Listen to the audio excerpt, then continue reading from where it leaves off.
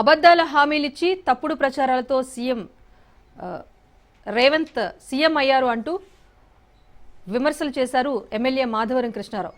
కూకట్పల్లిలోని Balanagar division Congress party youth నాయకుడు మధు ఆధ్వర్యంలో 100 మంది యువకులు టీఆర్ఎస్ పార్టీలో చేరారు. ఎమ్మెల్యే మాధవరం కృష్ణారావు వారందరికీ గులాబీ కండువా కప్పి బీఆర్ఎస్ పార్టీలోకి స్వాగతించారు.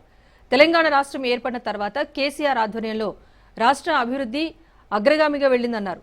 కాంగ్రెస్ పార్టీ అధికారం వచ్చిన తర్వాత 14 నెలల్లోనే నియోజకవర్గానికి మొండి చేయ చూపించిందన్నారు. తప్పుడు వాగ్దానాలు చేసిన కాంగ్రెస్ పార్టీకి ప్రజలు బుద్ధి చెప్పే రోజులు ముందున్నాయన్నారు.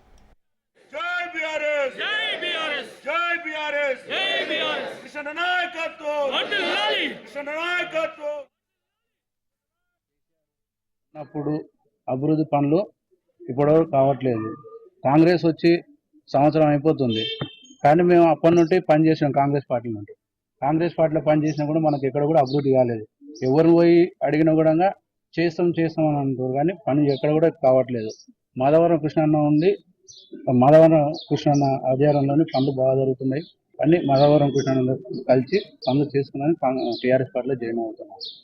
బాలనాగ్ డివిజన్ నుంచి పుట్టపర్తి మంది ఆధ్వర్యంలో సుమారుగా 100 మంది కాంగ్రెస్ పార్టీని చేస్తున్నటువంటి దొంగ మాటలు, దోపిడి మాటలు, అబద్ధ మాటలతో వినలేక టీఆర్ఎస్ పార్టీ ప్రభుత్వం ఉన్నప్పుడు ఏ రకంగా అభివృద్ధి జరిగింది, ఈ 14 నెలల్లో ఏ రకంగా జరిగిందని చూసి మరి కాంగ్రెస్ పార్టీకి ఎన్నో సేవ చేసినటువంటి పుట్టపర్తి మధు గారి ఆధ్వర్యంలో టీఆర్ఎస్ పార్టీ చేయడానికి రావడానికి వచ్చినందుకు హృదయపూర్వక ధన్యవాదాలు తెలియజేస్తా ఉన్నాం. ఇదే నిదర్శనం. ఈ రాష్ట్రంలో అన్ని అబద్ధాలే. రైతులకు మోసం, ఆడపిల్లలకు పింఛన్లు ఇస్తా అని చెప్పి ముసలి వాళ్ళకు 4,000 ఇస్తాన మోసం, 2,500 రూపాయలు ఇంటింటికి ఇస్తామన్న మోసం, డబుల్ బెడ్రూమ్లు ఇస్తామని చెప్పిన మోసం, ఇంద్రమ్మ ఇండ్లు ఇస్తామన్న మోసం, 420 హామీలు ఇచ్చి 420 చేసినటువంటి ఈ కాంగ్రెస్ పార్టీ చేసిన మోసాలకే ఈ రోజు ప్రజలు విసికెత్తి ఇవాళ ఎంత భయంకరంగా ఉంది రాష్ట్రం అంటే గొప్పలు చెప్పుకుంటా ఉన్నారు. ఎంత గొప్పలు చెప్పుకుంటారు అంటే 14 నెలల్లో దేశము స్వతంత్రం వచ్చినప్పటి నుంచి చేయనంత అభివృద్ధి 14 నెలలు చేసిన గొప్పలు చెప్పుకుంటారు అంటే ఎంత దుర్మార్గంగా ఆలోచన చేయాలి. హైదరాబాద్ నగరంలో మేము కట్టినటువంటి బ్రిడ్జ్ కింద రంగులేసి ఆ బ్రిడ్జే మాదంటున్నారు. ఈ రకమైన బుద్ధి ఇవాళ